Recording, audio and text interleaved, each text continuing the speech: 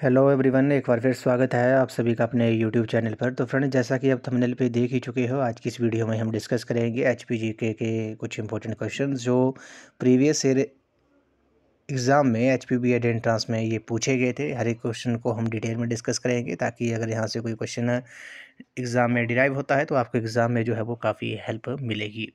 तो फ्रेंड्स, अगर आप एचपी और एचपीबीएड एंट्रेंस 2025 की तैयारी कर रहे हो और आप सभी कमिश्नर कमेटियाँ टीचिंग एप्टीट्यूड और एटीट्यूड के 100 प्रैक्टिस क्वेश्चन अगर परचेज़ करना चाहते हो, तो आपने मात्र 200 रुपीज़ जो है वो पेड करने हैं। पेमेंट का जो स्क्रीनशॉट है वो आपने दिए हुए व्हाट्सएप नंबर पे सेंड कर देना है। उसके बाद आपको प्रोटेक्टेड पीडीएफ जो है प्रोवाइड कर दी जाएंगी।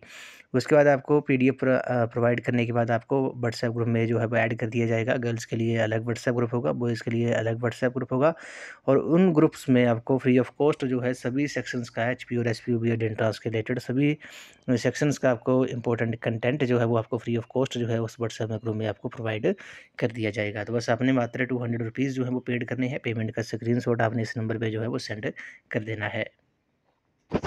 तो फ्रेंड्स, अगर आप एचपी और एसपीबीएड एंट्रेंस 2025 की तैयारी कर रहे हो, तो इसके लिए मैंने एक अलग से प्लेलिस्ट बनाई है, जिसका जो लिंक है वो मैंने डिस्क्रिप्शन बॉक्स में दे दिया है। वहाँ पर आपको सभी सेक्शंस की वीडियोस जो है वो आपको देखने को मिल जाएंगी। तो फ्रेंड्स, वीडियो को शुरू करते हैं। क्वेश्चन नंबर फर्स्ट है, बोला गया कि यशवंत सिंह परमार का कार्यकाल जो था वो कितने वर्ष का था। How long was the tenure of Yashwant Singh Parmar. तो यशवंत सिंह परमार जी के बारे में बात कर लेते हैं। ये हिमाचल प्रदेश के प्रथम मुख्यमंत्री थे। ये आपने याद रखना है। डिस्ट्रिक्ट सिरमौर से ये बिलोंग करते थे। इनका जो जन्म था वह 4 अगस्त 1906 को सिरमौर के वागथन गांव में इनका जन्म हुआ था, और डॉक्टर यशवंत सिंह परमार जी को हिमाचल प्रदेश का निर्माता कहा जाता है। 1952 में 1952 में, ये आपने याद रखना है, 1952 में ये पहली बार हिमाचल प्रदेश के मुख्यमंत्री बने थे, और वे 4 बार हिमाचल प्रदेश के मुख्यमंत्री बने। ये आपने नोट कर लेना है। 4 बार जो है वो हिमाचल प्रदेश के मुख्यमंत्री रहे हैं। और इनका जो कार्यकाल था, ये आपने याद रखना है। इनका जो कार्यकाल था वो 1699 दिन का था। ये इनका कार्यकाल था। 4 बार ये हिमाचल प्रदेश के मुख्यमंत्री रहे थे। पहली बार कब बने थे? 1952 में बने थे। इनका संबंध जो है वो सिरमौर डिस्ट्रिक्ट से था। इन्हें हिमाचल प्रदेश का निर्माता भी कहा जाता है, ये भी आपने याद रखना है। 1961 में ये सर्वोच्च न्यायालय यानी कि सुप्रीम कोर्ट में अधिवक्ता बने थे। और इनका जो देहांत था, इनकी जो मृत्यु थी, वे 2 मई 1981 को हुई थी। और उन्होंने कई पुस्तकें लिखी हैं, जैसे Himachal Pradesh its proper shape and status, ये बुक भी इन्होंने लिखी है। Himachal Pradesh case for statehood, ये भी इनकी पुस्तक है। हिमालय पोलेंडरी की सामाजिक आर्थिक पृष्ठभूमि जो पुस्तक है, ये भी यशवंत सिंह परमार जी ने ही लिखी थी। तो ये आपने याद रखना है। यशवंत सिंह परमार का जो कार्यकाल था वे 1699 दिनों का था। कितनी बार ये मुख्यमंत्री रहे थे हिमाचल प्रदेश के? 4 बार रहे थे। पहली बार कब बने थे? 1952 में बने थे। और किस डिस्ट्रिक्ट से ये बिलोंग करते थे? डिस्ट्रिक्ट सिरमौर से ये बिलोंग करते थे। उसी तरह आपने याद रखना है, ये हिमाचल प्रदेश के प्रथम मुख्यमंत्री थे। अगर आपसे एग्ज़ाम में पूछा जाए कि हिमाचल प्रदेश के दूसरे जो मुख्यमंत्री थे, चीफ मिनिस्टर थे, वे कौन थे, तो ये भी क्वेश्चन आपसे एग्ज़ाम में पूछ सकते हैं। तो ठाकुर रामलाल, ये आपने याद रखना है। ठाकुर रामलाल जी जो थे, वे हिमाचल प्रदेश के दूसरे मुख्यमंत्री थे। और उनका जन्म 1929 में 15 जनवरी को शिमला जिले की जुब्बल तहसील के बरथाटा गांव में हुआ था। तो 2 बार ये मुख्यमंत्री बने थे, ठाकुर रामलाल जो थे। और उन्हीं के जो सुपुत्र हैं, हमारे जो हिमाचल प्रदेश के शिक्षा मंत्री हैं श्री रोहित ठाकुर जी जो हैं, वो उन्हीं के जो है वो पोते हैं। ये भी आपको पता होना चाहिए, जनरल सी बात है। तो यशवंत सिंह परमार का जो कार्यकाल था वे 1699 दिनों का था। अगले प्रश्न में चलते हैं। बोला गया कि हिमाचल प्रदेश की सबसे लंबी नदी कौन सी है। तो which one is the longest river in Himachal Pradesh. तो हिमाचल प्रदेश की जो सबसे लंबी नदी है वे कौन सी है? वे सतलुज नदी है। क्वेश्चन हमने कई बार डिस्कस किया है। ऑप्शन डी इस क्वेश्चन का राइट आंसर है। हिमाचल प्रदेश जो है वो मुख्यतः जो है, हिमाचल प्रदेश में 5 प्रमुख नदियाँ बहती हैं। ये तो हमें कई बार हमने क्वेश्चन जो है वो डिस्कस कर लिया है। कौन कौन सी हैं? चिनाब है, रावी है, व्यास नदी होगी, और सतलुज नदी होगी, यमुना नदी होगी। इन पांचों नदियों का जो है वो अपना अपना महत्व है। अब सबसे लंबी जो नदी है हिमाचल प्रदेश की, वे सतलुज है। अगर आपसे एग्ज़ाम में पूछा जाए कि हिमाचल प्रदेश की सबसे बड़ी नदी कौन-सी है? सबसे बड़ी नदी जो है जल घनत्व के अनुसार वॉल्यूम वाइज़, तो वो चिनाब है, ये भी आपको पता होना चाहिए। ये क्वेश्चन भी एग्ज़ाम में पूछ सकते हैं। सबसे बड़ी नदी चिनाब है, सबसे लंबी नदी जो है वो सतलुज है। जब तांडी नामक स्थान पर जो है वो चंद्रा और भागा जो नदियाँ हैं वो आपस में मिलती हैं, तो उसके बाद वो चेनाब कहलाती है। तांडी नामक स्थान जो है वो डिस्ट्रिक्ट लाहौल स्पीति में है। ऐसा माना जाता है कि द्रौपदी का जो दाह संस्कार था वे तांडी में ही हुआ था। तो सतलुज जो है वो सतलुज नदी जो है वो हिमाचल प्रदेश की ये सबसे लंबी नदी है। सबसे बड़ी नदी जो है वो चेनाब है, ये भी आपको पता होना चाहिए। तो ऑप्शन नंबर डी इस क्वेश्चन का राइट आंसर है। और सतलुज नदी जो है वो हिमाचल प्रदेश में इसका जो प्रवाह क्षेत्र है वो कितना है, वे 320 किलोमीटर जो है ये हिमाचल प्रदेश में जो है वो बहती है। तो ऑप्शन नंबर डी इस क्वेश्चन का राइट आंसर है। सतलुज नदी का जो वैदिक नाम है वे सुतुद्री है और संस्कृत नाम जो है वो शतद्रु है। ब्यास नदी का वैदिक नाम अर्चकिया है, संस्कृत नाम बिपाशा है, ये भी आपने याद रखना है। रावी नदी का वैदिक नाम पुरुषणी है, संस्कृत नाम इरावती है। चिनाब नदी का वैदिक नाम जो है वस्कनी है और यमुना का जो वैदिक नाम है वे कालिंदी है। नेक्स्ट क्वेश्चन में चलते हैं। Who was the first justice of Himachal Pradesh? तो हिमाचल प्रदेश के प्रथम न्यायाधीश जो थे वो कौन थे? काफ़ी इंपॉर्टेंट क्वेश्चन है। हिमाचल प्रदेश हाई कोर्ट के जो प्रथम न्यायाधीश थे वे कौन थे? इस क्वेश्चन का जो राइट आंसर है, तो इस क्वेश्चन का जो राइट आंसर है वे आपका ऑप्शन नंबर सी हो जाएगा, एम.एच. वेग। तो न्यायमूर्ति मिर्ज़ा हमीदुल्ला बेग, ये आपने याद रखना है। इनका जो पूरा नाम है एम.एच. वेग का, वे हमीदुल्ला बेग है। ये हिमाचल प्रदेश हाई कोर्ट के प्रथम मुख्य न्यायाधीश बने थे और 25 फरवरी 1971 को 25 जनवरी 1971 को पूर्ण राज्यत्व प्राप्त करने पर हिमाचल प्रदेश में 3 सदस्यीय हिमाचल प्रदेश न्यायालय की जो थी वो स्थापना की गई थी। तो हिमाचल प्रदेश के जो प्रथम न्यायाधीश थे वे कौन थे? वे एम.एच. वेग, मिर्ज़ा हमीदुल्ला वेग जो थे वो हिमाचल प्रदेश हाई कोर्ट के पहले जो थे वो न्यायाधीश थे। उसी तरह कांगड़ा के श्री मेहरचंद महाजन जो हैं वो प्रदेश के एकमात्र व्यक्ति हैं जो भारत के सुप्रीम कोर्ट के मुख्य न्यायाधीश जो है वो रह चुके हैं, ये भी आपने याद रखना है। तो श्री मेहरचंद महाजन जी जो हैं हिमाचल प्रदेश के इकलौते व्यक्ति हैं, एकमात्र व्यक्ति हैं जो भारत के सर्वोच्च न्यायालय सुप्रीम कोर्ट के जो है वो चीफ जस्टिस, मुख्य न्यायाधीश जो है वो रह चुके हैं। उसी तरह न्यायमूर्ति लीला सेठ भारत के किसी हाई कोर्ट की सर्वप्रथम महिला मुख्य न्यायाधीश बनी थी, ये भी आपने याद रखना है। ये भी आपसे एग्जाम में पूछ सकते हैं। क्वेश्चन नंबर 4 पे चलते हैं। बोला गया गसोता मेला जो है वो किस जिले में मनाया जाता है? Which district is Gasota fair associated? तो गसोता मेला जो है वो आपका हमीरपुर डिस्ट्रिक्ट में लगता है। ऑप्शन नंबर सी इस क्वेश्चन का राइट आंसर है। और ये जो मेला है गसोता मेला जो है वो आपका मई के महीने में मनाया जाता है, ये भी आपने याद रखना है। मई के महीने में जो है ये त्यौहार जो है, मेला जो है वो हमीरपुर डिस्ट्रिक्ट में मनाया जाता है। उसी तरह कुछ अलग इंपॉर्टेंट मेले हैं, जैसे आपको ने याद रखना है कालेश्वर मेला जो है ये डिस्ट्रिक्ट कांगड़ा में लगता है। और पिपलू मेला जो है वो ऊना डिस्ट्रिक्ट में लगता है मई जून के महीने में। बड़भाग सिंह मेला जो है वो भी ऊना डिस्ट्रिक्ट के मैडी में लगता है, जून महीने में लगता है। उसी तरह रेणुका मेला जो है ये रेणुका सिरमौर में लगता है, ये भी आपने याद रखना है। लबी मेला जो है वो रामपुर डिस्ट्रिक्ट शिमला में लगता है। ये अंतर्राष्ट्रीय स्तर का मेला है जिसे राजा केहरी सिंह ने जो था शुरू करवाया था। नवंबर महीने में लबी मेला जो है वो लगता है। पत्थर का मेला आपने याद रखना है, ये भी इम्पोर्टेंट है। ये डिस्ट्रिक्ट शिमला के हलोग में लगता है, ये भी आपने याद रखना है। दिवाली के ये अगले दिन जो है वो ये मेला लगता है, पत्थर का खेल।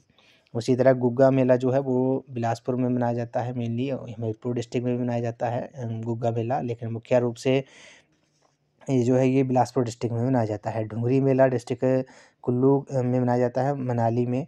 और ये देवी हिडिंबा को समर्पित है। मई के महीने में ही मेला लगता है। नैना देवी मेला बिलासपुर डिस्ट्रिक्ट में लगता है, अगस्त महीने में लगता है। नलवाड़ी मेला जो है काफ़ी इंपॉर्टेंट है, ये क्वेश्चन कई बार एग्जाम में पूछा गया है। नलवाड़ी मेला डिस्ट्रिक्ट बिलासपुर में लगता है। 1889 में 1889 में डब्ल्यू गोल्डस्टीन ने जो था इस मेले को शुरू करवाया था। उसमें राजा अमरचंद कहलूर के शासक थे। कहलूर जो था वो बिलासपुर का प्राचीन नाम था। और ये मेला लुहणू मैदान पर लगने वाला एक राज्य स्तरीय मेला है, मार्च के महीने में लगता है। और नलवाड़ी मेले को पशु मेला भी कहा जाता है। नेक्स्ट क्वेश्चन पे चलते हैं। अगले क्वेश्चन में बोला गया है कि गौरी देवी का टिब्बा जो है चोटी जो है किस डिस्ट्रिक्ट में स्थित है। इन विच डिस्ट्रिक्ट इज गौरी देवी का टिब्बा लोकेटेड। तो गौरी देवी का जो टिब्बा है वे आपका किस डिस्ट्रिक्ट में है। इस क्वेश्चन का जो राइट आंसर है वे आपका ऑप्शन नंबर सी हो जाएगा, चंबा डिस्ट्रिक्ट में है। ऑप्शन सी इस क्वेश्चन का राइट आंसर है। गौरी देवी का जो टिब्बा है, ये चोटी जो है वो आपकी किस डिस्ट्रिक्ट में है। डिस्ट्रिक्ट ये चंबा में है। ऑप्शन नंबर सी जो है इस क्वेश्चन का करेक्ट आंसर है और चंबा डिस्ट्रिक्ट में है। और इसकी जो ऊंचाई है समुद्र तल से वे कितनी है, वे भी आपने याद रखना है, 4030 मीटर।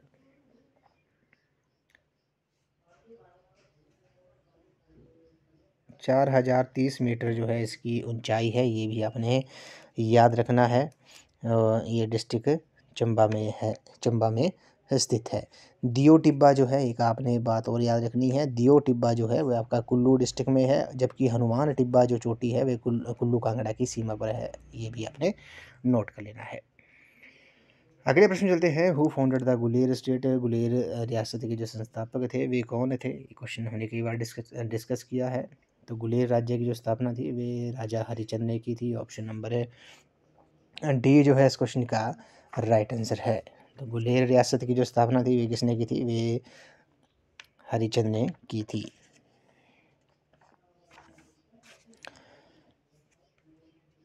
अगले प्रश्न में चलते हैं। बोला गया कि at which of the following places Rabindranath Tagore spend few months in Himachal Pradesh. निम्नलिखित में से किस स्थान पर रविंद्रनाथ टैगोर ने हिमाचल प्रदेश में जो थे वो कुछ महीने बिताए थे। तो आपको पता है रविंद्रनाथ टैगोर जी जो हैं ये भारत के प्रथम व्यक्ति थे जिन्हें नोबेल पुरस्कार से सम्मानित किया गया था 1913 में। साहित्य के क्षेत्र में, लिटरेचर के क्षेत्र में ये भारत के साथ साथ एशिया के पहले व्यक्ति भी थे। ये भी आपने याद रखना है, एशिया और भारत के ये पहले व्यक्ति थे जिन्हें नोबेल प्राइज़ से सम्मानित किया गया था। कब किया गया था, 1913 में। किसके लिए, लिटरेचर के लिए, इनके साहित्य के लिए, गीतांजलि के लिए जो था इन्हें नोबेल प्राइज़ से सम्मानित किया गया था। और इन्होंने ही हमारे राष्ट्रीय गान नेशनल एंथम जन गण मन की ये रचयिता भी हैं। इन्होंने ही इसकी रचना की है। और आपसे एग्ज़ाम में क्वेश्चन पूछ सकते हैं कि रविंद्रनाथ टैगोर जी ने भारत के साथ और किस देश के राष्ट्रीय गान की जो है वो रचना की है, तो वो बांग्लादेश की, ये आपने याद रखना है। तो रविंद्रनाथ टैगोर जी ने हिमाचल प्रदेश के किस स्थान पर कुछ महीने बिताए थे, तो वो डलहौजी जो कि डिस्ट्रिक्ट चंबा में है। ऑप्शन नंबर डी इस क्वेश्चन का राइट आंसर है। अगले प्रश्न में चलते हैं। निम्नलिखित में से किस शासक को अपने बेटे को अकबर के दरबार में बंधक बनाकर छोड़ना पड़ा था। Which one of the following rulers had to leave his son as a hostage at Akbar court. तो विधि सिंह शासक को अपने बेटे को अकबर के दरबार में बंधक बनाकर जो था वो छोड़ना पड़ा था। अब अकबर के बारे में बात कर लेते हैं। तो आपको पता है अकबर ने ज्वालामुखी मंदिर जो कि डिस्ट्रिक्ट कांगड़ा में है, अकबर ने ज्वालामुखी मंदिर में सोने का छत्र चढ़ाया था जो अपना रंग बदल गया था। महाराणा रणजीत सिंह ने ज्वालामुखी मंदिर में 1813 में स्वर्ण जल का गुंबद जो था वो बनवाया था। और यहाँ पर सती की जीभ गिरी थी ज्वालामुखी मंदिर जो है डिस्ट्रिक्ट कांगड़ा में। ये भी आपने याद रखना है। तो पूछ सकते हैं कि ज्वालामुखी मंदिर में सोने का जो छत्र था वह किस मुगल शासक ने चढ़ाया था। तो वो किसने चढ़ाया था, वह अकबर ने चढ़ाया था। तो अकबर विधि सिंह शासक को अपने बेटे को अकबर के दरबार में बंधक बनाकर जो था वो छोड़ना पड़ा था। ये भी आपने याद रखना है। ऑप्शन नंबर सी जो है इस क्वेश्चन का राइट आंसर है। अगले प्रश्न में चलते हैं। बोला गया कि धामबड़ी सुंडा जल विद्युत परियोजना किस धारा पर है। ऑन विच स्ट्रीम इज धामबड़ी सुंडा हाइडल प्रोजेक्ट। तो धामबड़ी सुंडा परियोजना जो है वो किस नदी के ऊपर है। तो ये आपने याद रखना है, ये पब्बर नदी के ऊपर है। ऑप्शन नंबर सी इस क्वेश्चन का राइट आंसर हो जाएगा। इसके बारे में थोड़ा डिटेल में डिस्कस कर लेते हैं। और ये किस डिस्ट्रिक्ट में है, ये डिस्ट्रिक्ट शिमला में है। ये भी आपने नोट कर लेना है। ये जो जल विद्युत परियोजना है आपके डिस्ट्रिक्ट शिमला में है। इसकी जो टोटल कैपेसिटी है वे कितनी है, वे 70 मेगावाट है। 70 मेगावाट जो है वो इसकी कैपेसिटी है और पब्बर नदी के ऊपर है। और निजी क्षेत्र की ये परियोजना है, निजी क्षेत्र की परियोजना है और स्वीडन देश की सहायता से जो है वो ये निर्मित है। ये भी आपने याद रखना है। तो धामबड़ी सुंडा जल विद्युत परियोजना जो है वो किस नदी के ऊपर है, ये पब्बर नदी के ऊपर है। और किस डिस्ट्रिक्ट में है, डिस्ट्रिक्ट शिमला में है। इसकी जो कैपेसिटी है वो कितनी है, वो 70 मेगावाट है। और ये निजी क्षेत्र की परियोजना है और किस देश के सहायता से ये निर्मित की गई है, तो ये स्वीडन देश की सहायता से निर्मित की गई है।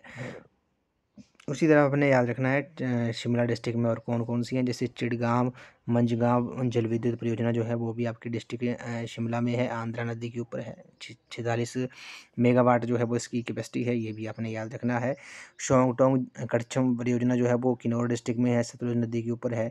रोंगटोंग जो है वो आपकी डिस्ट्रिक्ट लाहौल स्पीति में है। इसमें ये क्वेश्चन भी हमने कई बार हमने पहले भी डिस्कस किया है, कन्फ्यूज़न वाला क्वेश्चन है ये, रोंगटोंग और शोंगटोंग। उसी तरह लारजी परियोजना जो है ये हिमाचल प्रदेश द्वारा निर्मित सबसे बड़ी जल विद्युत परियोजना है। लारजी जो है डिस्ट्रिक्ट कुल्लू में है, ब्यास नदी के ऊपर है और 126 मेगावाट जो है इसकी कैपेसिटी है। अगले प्रश्न पे चलते हैं। बोला गया है कि हिमाचल प्रदेश भारतीय संघ का राज्य बना था, तो Himachal Pradesh become the state of Indian union. तो हिमाचल प्रदेश जो था वो आपको पता है भारत का कौन सा राज्य बना था, तो इस क्वेश्चन का जो राइट आंसर है वे आपका ऑप्शन नंबर डी हो जाएगा। ये 18वां राज्य बना था। ये क्वेश्चन हम एक बार फिर डिटेल में डिस्कस कर लेते हैं। तो हिमाचल प्रदेश का जो गठन था वे 15 अप्रैल 1948 को 30 छोटी बड़ी रियासतों को मिलाकर किया गया था। 1948 से लेकर 1951 तक हिमाचल प्रदेश जो था वो मुख्य आयुक्त क्षेत्र था। 1951 से लेकर 1956 तक हिमाचल प्रदेश को ग श्रेणी का राज्य बनाया गया था। 1956 से लेकर 1971 तक हिमाचल प्रदेश को केंद्र शासित प्रदेश बनाया गया था। अंततः 25 जनवरी 1971 को हिमाचल प्रदेश को जो था वो पूर्ण राज्य का दर्जा प्रदान किया गया था और ये देश का जो था वो 18वां राज्य बना था। तो पहले तो आपने ये नोट कर लेना है कि हिमाचल प्रदेश का जो गठन था वे कब हुआ था, वे 15 अप्रैल 1948 को हुआ था। कितनी छोटी बड़ी रियासतों को मिलाकर हुआ था, तो 30 छोटी बड़ी रियासतों को मिलाकर किया गया था। 1948 से लेकर 1951 तक हिमाचल प्रदेश मुख्य आयुक्त क्षेत्र था। 1951 से लेकर 1956 तक ग श्रेणी का राज्य था और 1956 से लेकर 1971 तक हिमाचल प्रदेश को केंद्र शासित प्रदेश जो था वो बनाया गया था और 25 जनवरी 1971 को इसे पूर्ण राज्य का दर्जा मिला था और ये 18वां राज्य बना था भारत का।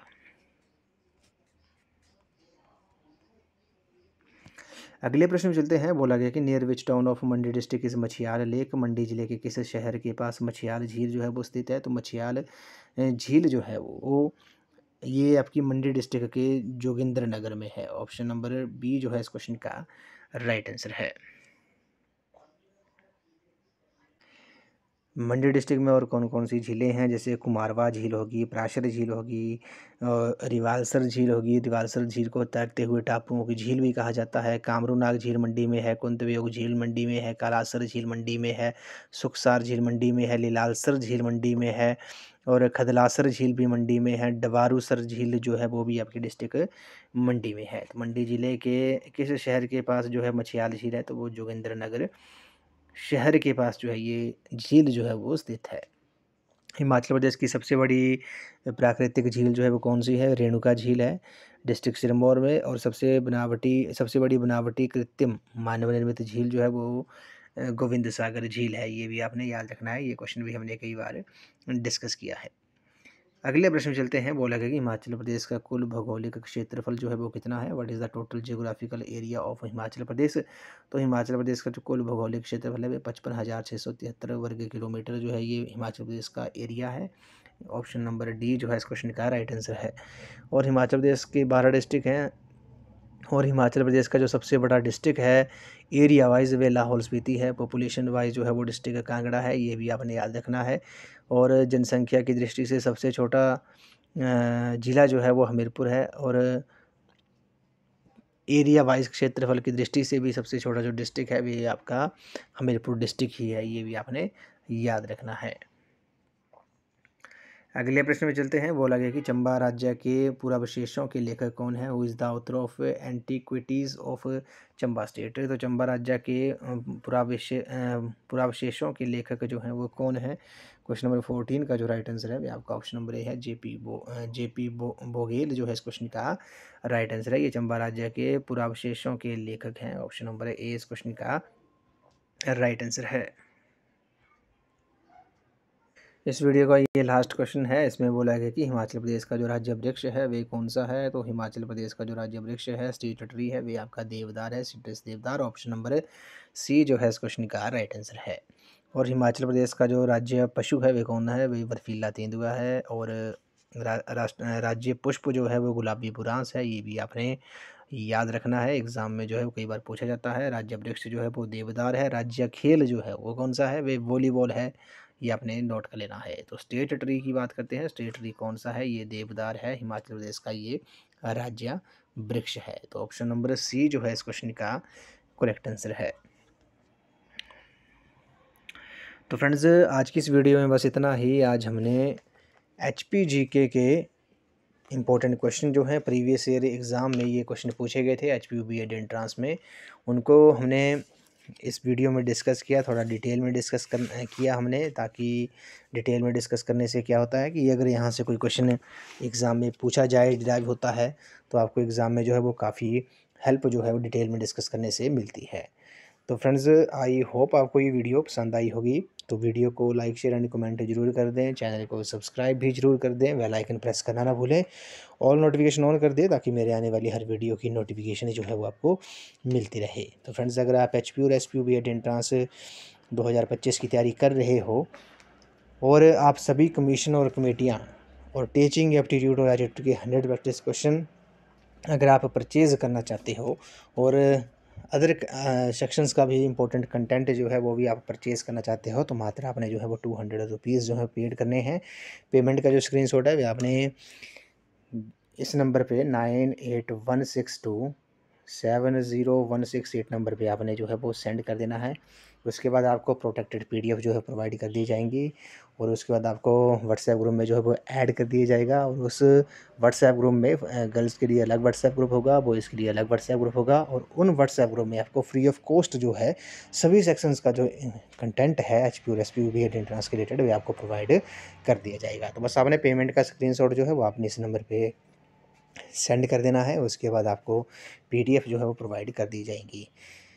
तो फ्रेंड्स अब आपके एग्ज़ाम को जो है वो एक मंथ से जो है कम समय बचा है। तो अब आपने जो तैयारियां हैं वो आपने अब ज़ोर शोर से जो है वो अपनी तैयारियां जो है वो आपने स्टार्ट कर देनी है। साथ में आपने रिवीजन भी कर देना है, शॉर्ट फॉर्म में जो है नोट्स भी बना लेने हैं। शॉर्ट फॉर्म में नोट्स बनाने से क्या होता है कि आपको रिवीजन के टाइम जो है उससे वो काफ़ी हेल्प मिलेगी। ऐसा नहीं है कि आपने पूरा डिटेल में ही लिख देना है सब कुछ, बस शॉर्ट फॉर्म में नोट्स जो हैं वो आपने ज़रूर बना लेने हैं।